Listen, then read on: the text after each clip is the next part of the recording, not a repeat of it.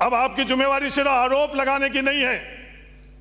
आप राजस्थान में सरकार में हो, केंद्र में सरकार में हो, सिर्फ बातों से नहीं, अगर कुछ है तो वह कार्रवाई करने का अधिकार आपके पास है, वो कार्रवाई करो। सदस्य प्रधानमंत्री के मुंह से झूठ बुलवाया गया, असत्य बुलाया गया।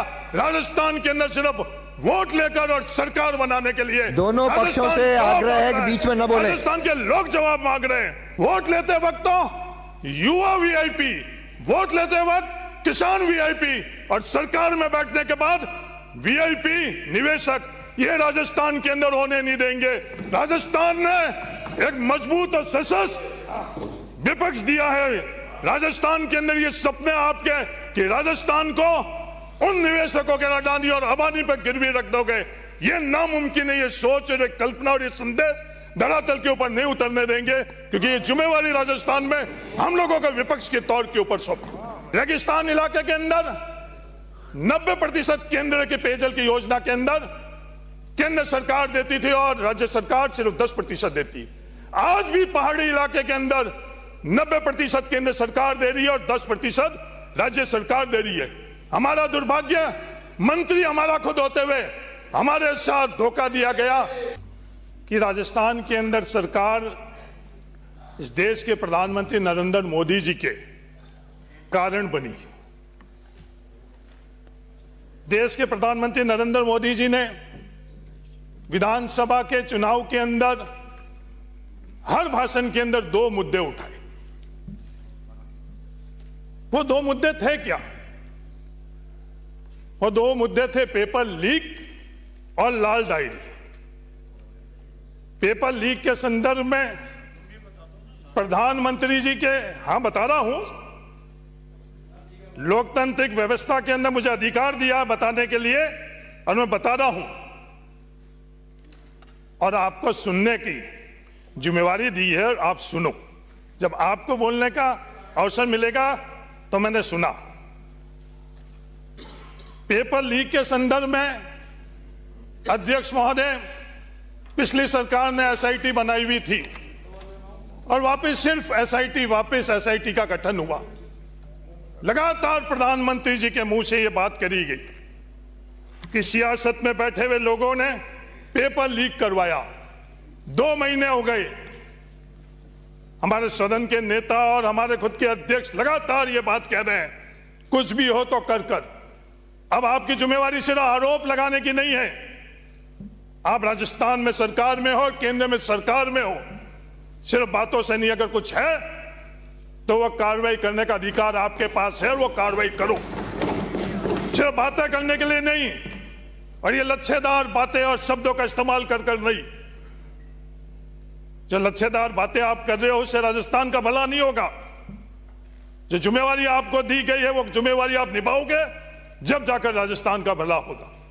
लाल डायरी इस सदन के अंदर किस किस तरह के चीजें देखी गई। एक षड्यंत्र रचा गया, उस षड्यंत्र के तहत एक नाम लाल डायरी। क्या हुआ उस लाल डायरी का? जो लगातार प्रधानमंत्री और आप तमाम लोग जो पैरा 7 के अंदर आप लोग बता रहे हो, जिसके कारण राजस्थान में सरकार बनी है, उस लाल डायरी के संदर्भ के अंदर क्या हुआ? कोई इस तरह की लाल डायरी थी नहीं। कोई इस तरह की, गजेंद्र सिंह जी अगर बोलने का मेरे को इजाजत दी है तो मैं बोल रहा हूं। अगर इसे कोई लाल डायरी नहीं थी। अध्यक्ष महोदय, इस देश के अंदर हम सबसे ज्यादा विश्वास किस पर कर सकते हैं?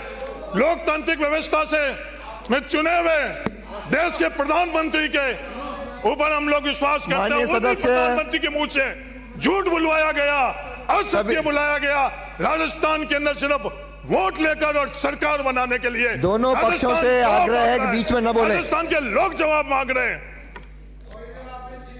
आप बोल लो, आप बोल लो। आपका नंबर नहीं आ रहा। प्रधानमंत्री जी का तो जो सोच था वो 10 साल से राजस्थान नहीं पूरा देश देख रहा है। अध्यक्ष महोदय, कल हमको राजस्थान की सरकार क्या संदेश दे रही है? राजस्थान की सरकार संदेश दे रही है निवेशक ही हमारा एकमात्र वीआईपी है। आज निवेश कौन कर सकता है? इस निवेश की ताकत किसके पास है? अडानी और अंबानी के पास। वोट लेते वक्त तो युवा वीआईपी, वोट लेते वक्त किसान वीआईपी, और सरकार में बैठने के बाद वीआईपी निवेशक। ये राजस्थान के अंदर होने नहीं देंगे। राजस्थान ने एक मजबूत और सशक्त विपक्ष दिया है। राजस्थान के अंदर ये सपने आपके कि राजस्थान को उन निवेशकों के अडानी और अंबानी पर गिरवी रख दोगे, ये नामुमकिन है। ये सोच और कल्पना और ये संदेश धरातल के ऊपर नहीं उतरने देंगे, क्योंकि ये जिम्मेवारी राजस्थान में हम लोगों का विपक्ष के तौर के ऊपर सौंपी।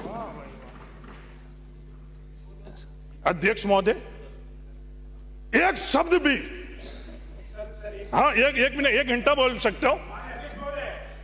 मेरा अवस्था का प्रश्न है। माननीय सदस्य से रिक्वेस्ट है, नंबर निवेदन है कि माननीय सदस्य बोल रहे हैं और बीच में बेल से अंदर जाते हैं, दोनों के बीच में कृपया नहीं आएगा। मेरा पीछे से जाइए, इधर आइए, इधर आओ, पीछे से जाओ सर। सॉरी।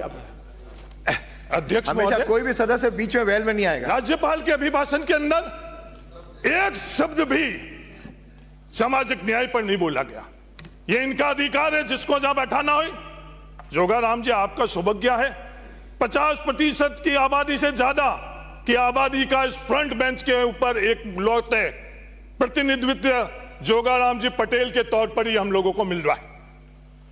पर सामाजिक न्याय के बारे में एक शब्द भी इस अभिभाषण के अंदर, कोई आने वाले समय के अंदर रोड में आज मंत्रिमंडल की सामूहिक जिम्मेवारी बनती है। आपके मंत्री राजवर्धन सिंह जी क्या बोलते हैं? एक मंत्री नहीं बोलता, जब मंत्री बोलते हैं तो वो सरकार बोलती है। वो क्या बोल रहे हैं कि 2018 के जो आरक्षण के अंदर परिपत्र जो जारी हुआ था वो वापस जारी करेंगे।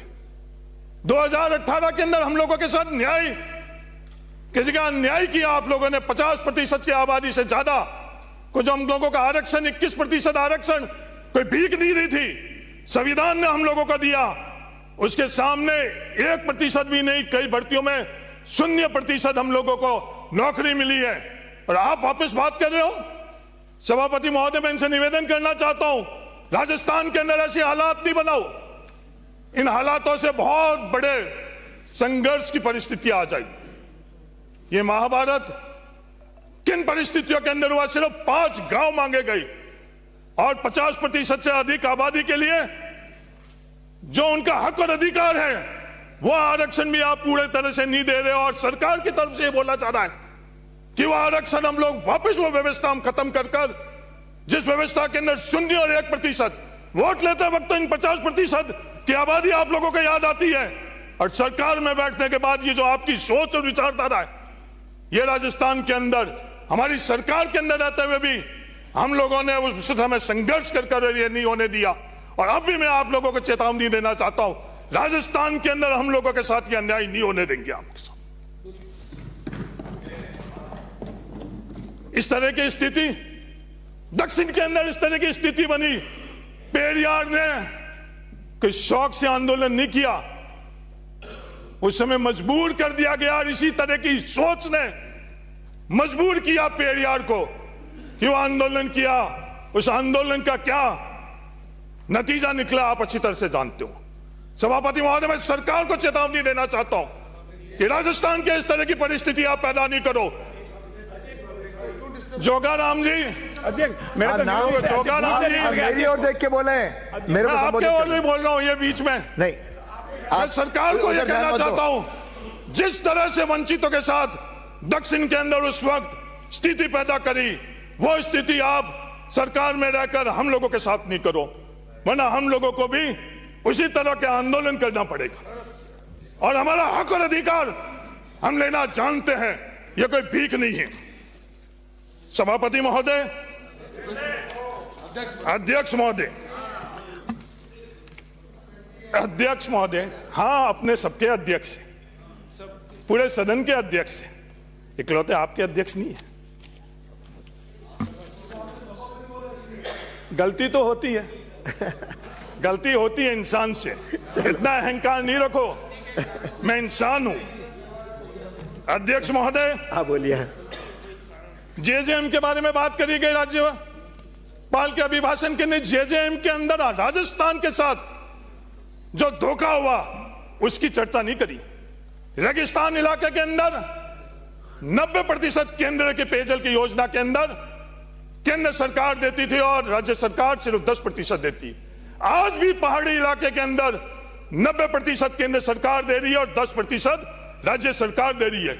हमारा दुर्भाग्य, मंत्री हमारा खुद होते हुए हमारे साथ धोखा दिया गया और सिर्फ 45% का वो फैसला किया गया और 10% पैसा हम लोगों से लिया जाए।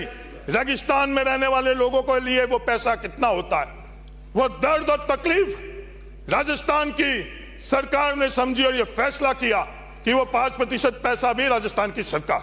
मैं आपके मार्फत से निवेदन करना चाहता हूं मंत्री महोदय को कि जो 5% का फैसला किया उस दिन से पहले जो पैसा राजस्थान की जनता ने दिया वो पैसा भी राजस्थान की सरकार के तरफ से देकर उनको राहत पहुंचाई दी जाए। इस जेजेएम के अंदर जो सबसे बड़ी आप कह रहे हो भ्रष्टाचार हुआ है, आप कह रहे हो गुणवत्ता में कमी हुई है। हाँ, अगर भ्रष्टाचार हुआ, गुणवत्ता में कमी हुई तो कार्रवाई करो, जो भी दोषी है उसके खिलाफ कार्रवाई करो।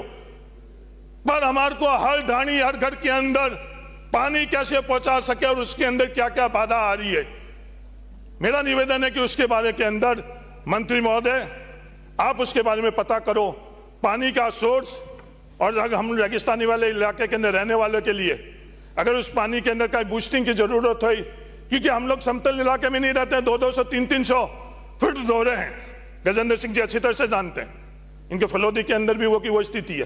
तो वहां अगर डिजाइन के अंदर सर्वे में कुछ कमी है तो वापिस सर्वे कराकर वो जो टूटिया है उस टूटिया को भी कम करें और खत्म करें।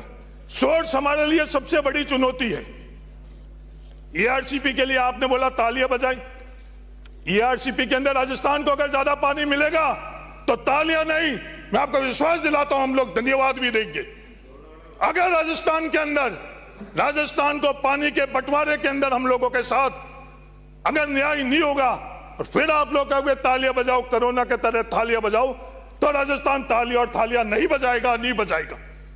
राजस्थान के साथ धोखा हुआ तो हम लोग बर्दाश्त नहीं करेंगे। ईआरसीपी के संदर्भ में आपने बोला तालियां बजाओ, तो जो सोर्स है, सोर्स के अंदर कमी हम लोग कैसे दूर कर पाए, जहां अंडरग्राउंड वाटर है उसके संदर्भ के अंदर और जो आईजीएनपी के संदर्भ के अंदर। आज आईजीएनपी जो इंदिरा गांधी नहर परियोजना के मार्फत से जोधपुर के अंदर तो आईजीएनपी से वापस एक और समानांतर नहर आ चुकी है, पर क्या आज समय नहीं आ चुका है कि इस आईजीएनपी के समानांतर हम लोग नहर बनाकर और राजस्थान को भविष्य के अंदर पानी की कमी को हम लोग दूर करें। मेरा निवेदन है कि इसके बारे में भी हम लोगों को सामूहिक तौर के ऊपर चर्चा कर विचार कर हम लोगों को इसका फैसला करना चाहिए, क्योंकि स्थितियां ठीक नहीं है। पानी के संदर्भ में आईजीएनपी में किसानों की क्या स्थिति है वो हम लोगों से छुपी हुई नहीं है। जैसलमेर के अंदर हम लोगों को पूरा पानी नहीं मिल रहा, किसान आंदोलन कर रहे हैं। पेयजल हम लोगों के लिए क्या स्थिति है वो भी आप लोगों से छुपी हुई नहीं है। तो सरकार से मेरा ये निवेदन है। बाबू सिंह जी राठौड़ साहब ने ये बोला, बिजली के संदर्भ में बोला। बाबू सिंह जी राठौड़ साहब, बिल्कुल पड़ोस में आपके मैं रहता हूं, बिजली में काम नहीं हुए। मेरे भाई तो विधानसभा क्षेत्र के अंदर राजस्थान सरकार ने 40,000 विद्युत कनेक्शन किए। कितने? 5 सालों के अंदर 40,000 विद्युत कनेक्शन। आप पड़ोसियों का ध्यान नहीं रख रहे हो। हमीर सिंह जी, योजना के संदर्भ में आप फिर हमीर सिंह जी, माननीय सदस्य हमीर सिंह जी, मैं सभी बता दूंगा, आप मेरे को समय दिला दो सभी। बीच में हमीर सिंह जी मैं धन्यवाद देना चाहता हूं। सदस्य बाड़मेर के पूर्व समय हो गया, लोकसभा सदस्य समाप्त करिए की जयंती, कल 100वें वर्ष की जयंती आप लोगों ने बनाई। मैं तहे दिल से धन्यवाद देना चाहता हूं। उनके विचार और विचारधारा के संदर्भ में आपने आयोजन किए। आप लोगों ने यह बात भी कही, क्षत्रिय संघ के अंदर हम राम के पूर्वज है, आपको गर्व है, वंशज है, हमारे पूर्वज शूद्र है, उन पर भी हमारे को फक्र है। इस जो व्यवस्था क्षत्रिय और शूद्र के संदर्भ के अंदर है, योगदान हम लोगों ने भी दिया। हमारे पूर्वजों ने राजस्थान में संघर्ष किया है, भूमि अधिकार में संघर्ष किया, राजस्थान के अंदर कांग्रेस ने हम लोगों को भूमि स्वामित्व दिया, जिसके कारण हम लोग यहां खड़े। जो संघर्ष और विचारधारा की बातें हैं, ये भी बात करी गई मेरे जिले के निवासी और पड़ोस के पोखरण विधानसभा क्षेत्र के विधायक महोदय से कि राम कण कण में, हम तो दिन भर दो बार राम का नाम लेते हैं, राम राम राम राम नहीं लेते। आप अच्छी तरह से जानते हो, आप हमारे जिले के ही हैं। आपके नाम के साथ ही राम लगा हुआ है। पर कबीरदास जी ने क्या कहा? कल आप ये संदेश दे रहे थे वहां कि दशरथ पुत्र राम, कण कण में राम, ऊर्जा के स्रोत राम, 15 मिनट दिए थे, जिसकी परिकल्पना और व्याख्या नहीं कर सकते वो राम। हरी, अयोध्या क्यों नहीं जा रहे हैं आपके बड़े नेता लोग? आपका समय हो गया। अयोध्या भी चले जाएंगे। अयोध्या तो जाएंगे नहीं, नहीं आप अरे लोग। बैठिए। आप आपके पूर्वज राम हो सकते हैं, पर हमारे आस्था भी उन राम जी में है। दो बार बोल रहे हैं। आप वरिष्ठ हैं, आपका समय हो गया, समाप्त करिए। सभापति समाप्त महोदय, करिए। इस तरह से आज नहीं, आपके पूर्वज हैं गजेंद्र सिंह जी, राम जी हमारे आस्था के हैं, जाएंगे। आपने मेरे को निमंत्रण नहीं दिलाया, अगर आप मुझे निमंत्रण दिलाते, पर राम जी के अयोध्या में जाने के लिए चलिए। निमंत्रण की आवश्यकता नहीं, हम जाएंगे। राम जी सिर्फ आपके नहीं है, श्री आप सुरेंद्र कोशिश सिंह कर रहे हो राठौड़। राम जी को अपने बनाने के लिए। आप शुरू करिए। राम जी तो वो है जो माननीय कबीरदास जी ने सदस्य- राम की व्याख्या माननीय करी। सदस्य। धन्यवाद, जय हिंद, राम राम साहब। सुरेंद्र सिंह राठौड़।